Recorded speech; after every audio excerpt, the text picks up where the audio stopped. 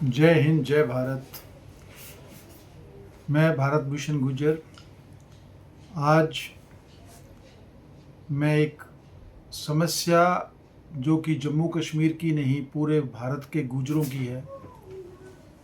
सरकार, चाहे वो जम्मू की है, चाहे हरियाणा की है, चाहे अन्य मध्य प्रदेश, राजस्थान, और विशेष तौर पर जहाँ पर भाजपा की सरकार है, वो कहीं ना कहीं से और किसी न किसी प्रकार से गुर्जरों को तंग करने का काम कर रहे हैं।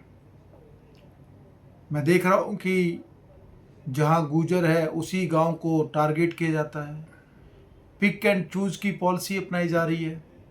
स्पेशली हमारे जैसे कि अभी जम्मू में जो गुर्जर बकरवाल है, जो पहले ही परेशान है, जिनके पास रहने को, खाने को, जो नोमैड हैं और जो घुमंतू जाति से हैं, ना उनके पास रोज़गार है, उनके पास पक्के घर नहीं है, उनका भी सरकार तो घर तोड़ दिया। मैं देख रहा हूँ कि हमारे समाज की बेटियाँ, बच्चे, हमारी औरतें और हमारे बुजुर्ग आज खुले में शौच कर रहे हैं, और स्थिति यहाँ हो गई है कि उनको जो खाने के थोड़ा घना उनके पास था सामान, वो भी इन लोगों ने जमींदोज कर दिया, उस मकान में दबा दिया। बच्चों के पास दूध नहीं है और बुजुर्गों के पास दवा नहीं है, जवान के पास रोजगार नहीं है और हमारी महिलाओं के पास खाना बनाने के लिए सामग्री नहीं है। तो बस अब तो गुर्जरों के पास एक ही चारा बच गया, या तो विद्रोह करो या फिर आत्मदाह करो। अब ये सोचना पड़ेगा कि हम विद्रोही बनना चाहेंगे या हम सरकार के आगे झुककर अपने आप को ही मारेंगे, क्योंकि सरकार ने तो हमें जीते जी मार दिया, हमारे सब कुछ लूट लिया। और आज भी ऐसी निरंकुश सरकार मैंने कभी नहीं देखी कि जो वहाँ पर आज भी राजनीति कर रही है और समस्या का समाधान नहीं कर रही है। मकान की जगह उन लोगों को आज रोड पे सोना पड़ रहा है। बेटियां, जो जवान बेटियां, वो खुले में सो रही हैं, और स्थिति ये हो गई कि पानी भी नहीं है उनके पीने के लिए, पानी भी नहीं रहा। और स्टेट गवर्नमेंट और सेंटर की गवर्नमेंट वहाँ पर तमाशाबीन बनकर उनका मरने का इंतज़ार कर रही है कि कब ये लोग मरें और कब ये लोग इस ज़मीन पे कब्जा कर लें।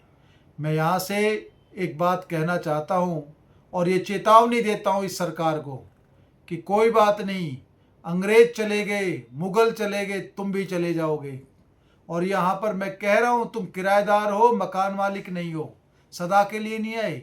और जिस दिन सत्ता परिवर्तन होगा, ये लोग तुम्हें घर में घुसकर तुमसे बदला लेंगे, तुम्हें उसी प्रकार से बदला लिया जाएगा। ये बता रहा हूँ मैं। आज सत्ताएं बदलती रहती हैं, आज तुम हो, कल कोई और होगा, पर जिस प्रकार से तुम चूज कर कर के, चिन्हित कर कर के लोगों को तंग कर रहे हो, तुम्हें इसका भुगतान करना पड़ेगा और लोग तुम्हें सबक सिखाएंगे।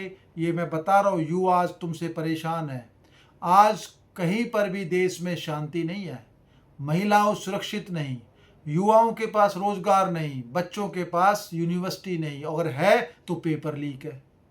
जब भी रोजगार की बात करते हो तो बौछारें पड़ती है, डंडे पड़ती है। मैं यहाँ ज़्यादा बात ना करके एक बात कहना चाहूँ कि जम्मू कश्मीर के लोगों को जो आप लोगों ने प्रताड़ित किया है, जो तंग किया है, जो आपकी मानसिकता है एक बकरवालों के खिलाफ, गुर्जर समुदाय के खिलाफ, वो कभी अभी आपकी पूरी नहीं होगी और हम लोग डटकर आपका मुकाबला करेंगे। हम लोग हमेशा लड़ते आए हैं, हम देश के साथ खड़े हैं, पर आप जैसे गद्दारों को सबक सिखाएंगे। राष्ट्र प्रेमी हैं, देशभक्त है, पर इसका मतलब ये नहीं कि जो भी अन्याय होगा उसको सहन कर लेंगे।